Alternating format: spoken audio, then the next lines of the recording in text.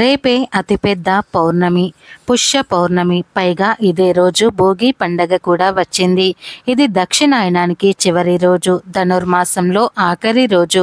ఇలా రెండు పర్వదినాలు కలిసి రావటం చాలా విశేషం. అయితే ఈ పర్వదినాన స్నానం చేసే నీటిలో ఇది ఒక్కటి వేసుకుని చేస్తే చాలు, జన్మల దరిద్రం పోతుంది. పెద్ద పండుగగా జరుపుకునే 3 రోజుల సంక్రాంతి పండుగలో మొదటి రోజున మనం భోగి పండుగగా జరుపుకుంటాం. ఈ రోజు భోగి మంటలు వేసుకుంటారు. దక్షిణాయనంలో సూర్యుడు రోజు రోజుకు భూమికి దక్షిణం వైపుగా కొద్దిగా దూరం అవుతూ దక్షిణ అర్ధగోళంలోకి భూమికి దూరం అవ్వటం వలన భూమిపై బాగా చలి పెరుగుతుంది. చలి వాతావరణాన్ని తట్టుకునేందుకు ప్రజలు సెగ కోసం బగబగా మండే చలి మంటలు వేసుకునేవారు. ఉత్తరాయణం ముందు రోజుకు చలి విపరీతంగా పెరగటం, ఈ చలిని తట్టుకునేందుకు బగబగా మండే మంటలు వేసుకోవటం. దక్షిణ ప్రజలు తమ పడిన కష్టాలను బాధలను అగ్నిదేవుడికి ఆహుతి చేస్తూ రాబోయే ఉత్తరాయణంలో సుఖ సంతోషాలను ఇవ్వమని కోరుకుంటూ వేసే మంటలను భోగి మంటలు అంటారు.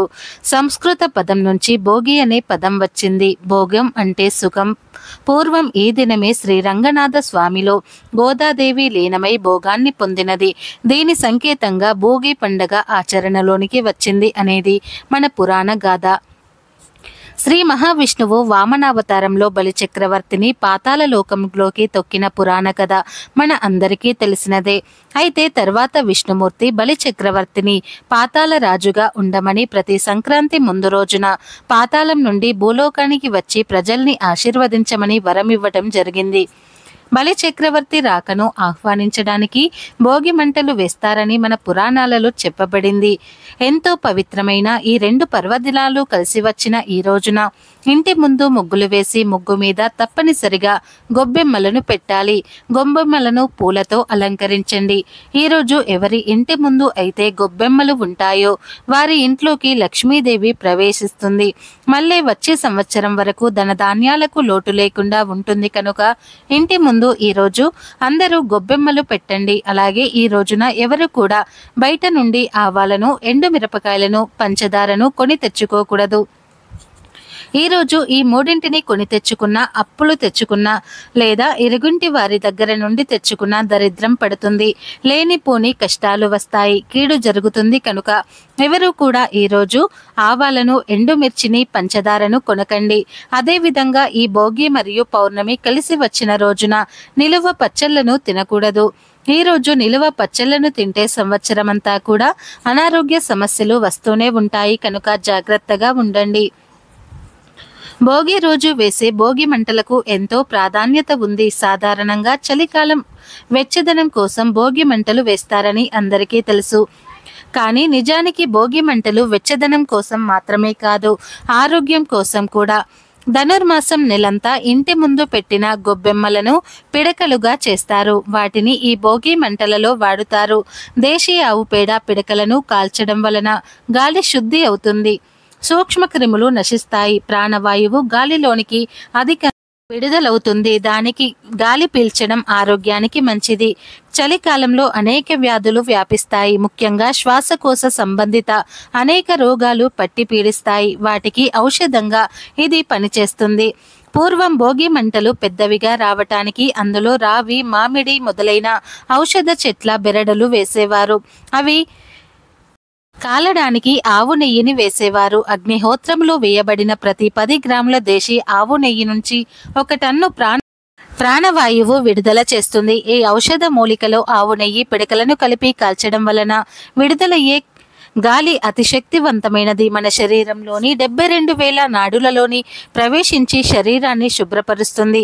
ఒకరికి రోగం వస్తే దానికి తగిన ఔషధం ఇవ్వవచ్చు. అందరికీ వస్తే ఔషధం సమకూర్చడం దాదాపు అసాధ్యం. అందులో కొందరు వైద్యం చేయించుకోలేని పేదలు ఉండవచ్చు. ఇదంతా ఆలోచించి మన పెద్దలు అందరూ కలిసి భోగి మంటలో పాల్గొని సాంప్రదాయాన్ని తెచ్చారు. దాని నుండి వచ్చే గాలి అందరికీ ఆరోగ్యాన్ని ఇస్తుంది. కులాలకు అతీతంగా అందరూ ఒక చోట చేరటం ప్రజల మధ్యన దూరాలను తగ్గిస్తుంది, ఐకమత్యాన్ని పెంచుతుంది. ఇది ఒక రకంగా అగ్నిదేవుడికి ఆరాధన, మరొక రకంగా గాలిని శుద్ధి చేస్తూ వాయుదేవునికి ఇచ్చే గౌరవం కూడా. కానీ ఈ రోజుల్లో మనం ఫ్యాషన్ అనే పేరుతో రబ్బరు టైర్లను పెట్రోల్ పోసి తగలపెట్టి దాని విషవాయువులను పీలుస్తూ వాతావరణాన్ని కాలుష్యం చేస్తూ ఆరోగ్యాన్ని తగలేసుకుంటున్నాం. పర్యావరణాన్ని నాశనం చేస్తూ రోగాలు కాక కొత్త రోగాలను తెచ్చుకుంటున్నాం. ఇక భోగి మంటల్లో పనికిరాని వస్తువులను కాల్చండి అని వింటూ ఉంటాం. పనికిరాని వస్తువులు అంటే ఇంట్లో ఉండే ప్లాస్టిక్ కవర్లు, వైర్లు లాంటివి కావు. కేవలం పాత చెక్క వస్తువులే వేయాలి. నిజానికి భోగి మంటల్లో కాల్చాల్సింది వస్తువులను కాదు, మనుషులోని పనికిరాని ఆలోచనలు, చెడు లక్షణాలను. అప్పుడే మనకు ఉన్న పీడ తొలగిపోయి మానసిక ఆరోగ్యం విజయాలు వరిస్తాయి. భోగి రోజు ఏ ఇంట్లో అయితే లక్ష్మీనారాయణుల చిత్రపటానికి కానీ, వెంకటేశ్వర స్వామివారి చిత్రపటానికి కానీ, సూర్యనారాయణ పటానికి కానీ ఎర్రటి పుష్పాలతో పూజ చేస్తే సంవత్సరం మొత్తం కూడా లక్ష్మీ కటాక్షం విశేషంగా కలుగుతుంది. అదేవిధంగా భోగి రోజు ప్రతి ఒక్కరు కూడా తప్పనిసరిగా ఇష్ట దైవానికి సమర్పించాల్సిన నైవేద్యం పులగం అని శాస్త్రాల్లో చెప్పారు. కొత్త బియ్యం, పెసరపప్పు కలిపి పులగన్నాన్ని తయారు చేసి ఆ పులగన్నాన్ని మీ ఇష్ట దైవానికి నైవేద్యంగా సమర్పించిన లేదా లక్ష్మీనారాయణులకు కానీ, వెంకటేశ్వర స్వామి వారికి కానీ పులగాన్ని నైవేద్యంగా సమర్పించి ప్రసాదంగా స్వీకరించి కుటుంబంలో అందరూ తింటే సంవత్సరం మొత్తం అఖండ ఐశ్వర్య ప్రాప్తిని సిద్ధింప చేసుకోవచ్చు. విష్ణు సంబంధమైన ఆలయానికి భోగి రోజు వెళ్తే చాలా మంచిది. శ్రీరామమూర్తి ఆలయం, శ్రీకృష్ణ పరమాత్మ ఆలయం, నరసింహస్వామి వారి ఆలయం, వెంకటేశ్వర స్వామివారి ఆలయం, ఇలా విష్ణు సంబంధ ఆలయానికి వెళ్తే మంచిది. అలాగే దేవాలయంలో సూర్యనారాయణ మూర్తి ఉంటే సూర్యనారాయణ మూర్తిని దర్శనం చేసుకోవటం మంచిది.